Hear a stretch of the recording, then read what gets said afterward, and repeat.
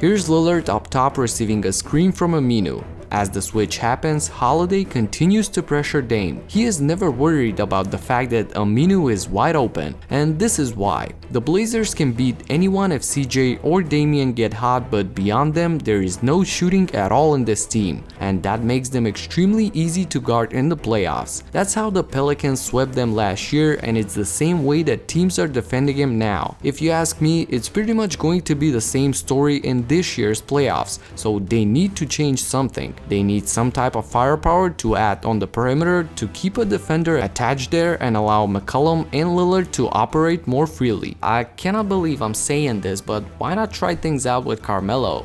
Could it work? Let's try and break it down. What up everybody, my name is Stefan and this is Heat Check. Let's get into it. After his fiasco with the Thunder, I actually made a video that CARMELO should probably retire to save his legacy, and as of right now I gotta say that I was pretty much spot on that he should have. The Rockets, as you all know, shut him down after only 10 games, and as of right now he's a free agent and no team expressed interest to sign him. So why am I changing my mind just now and suggesting that the Blazers should take a shot at him? First, let's take a look at it from Portland's perspective. Believe me when I tell you, nobody is afraid of them. Russell Westbrook flat out went hard directly at Lillard and just said it. And honestly, it's kinda easy to shut them down with this type of defense, literally forcing guys like Aminu, Harkless or Collins to make 10 threes per game. That's impossible. Throughout these clips, you'll also see Denver and Utah utilizing this hard double. These are 3 possible playoffs matchups for the Blazers and they literally have them figured out. The team right now is in a situation basically playing with their cards open. The Pelicans exposed them last year and they haven't made a change since. So imagine Melo right here on the other side. That's a guy who can get hot and possibly score 30 in a playoffs game. None of the wings right now can do that for Portland.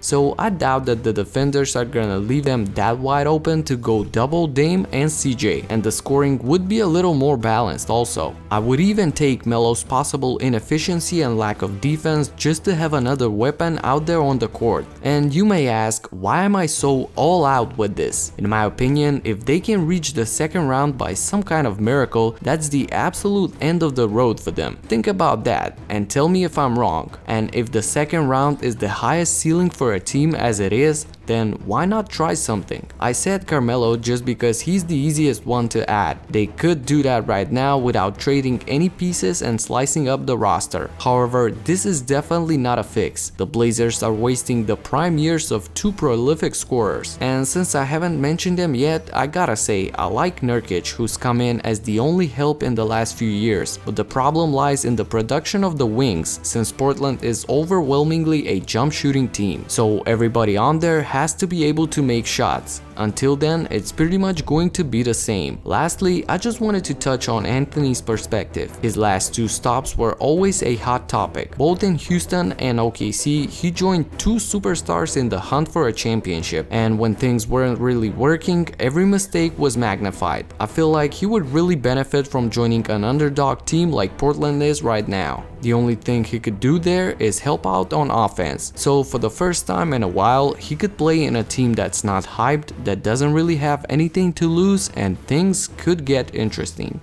And before I go, shout out to my notification squad and really all of you guys who are subscribed. And since there have been a lot of requests from you guys for me to post more regularly, I just wanted to say that starting Monday, I'm officially committing to posting 3 videos per week. It's most likely going to be Monday, Wednesday, and Friday, but if I miss a day, no worries, there's definitely going to be 3 videos per week at a minimum. I say at a minimum because you know how NBA is, something happens every day, so some days I might jump in with a bonus video, but just to let you know, most of the time, Monday, Wednesday, and Friday, White Kyrie is going to deliver. That's it for now. If you like this video, subscribe and hit the notification bell so that you don't miss my future in-depth analysis.